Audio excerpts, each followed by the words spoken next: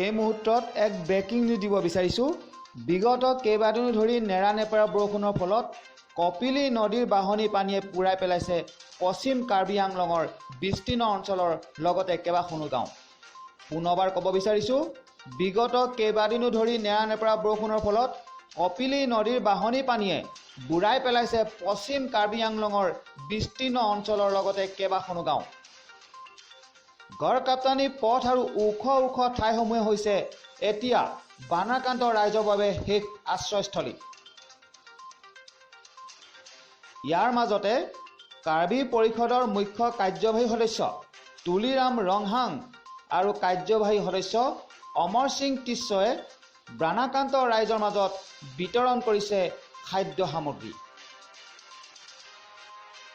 খেৰণীৰ পৰা কে দেউৰীৰ প্ৰতিবেদন, পাব্লিক প্ৰেছ।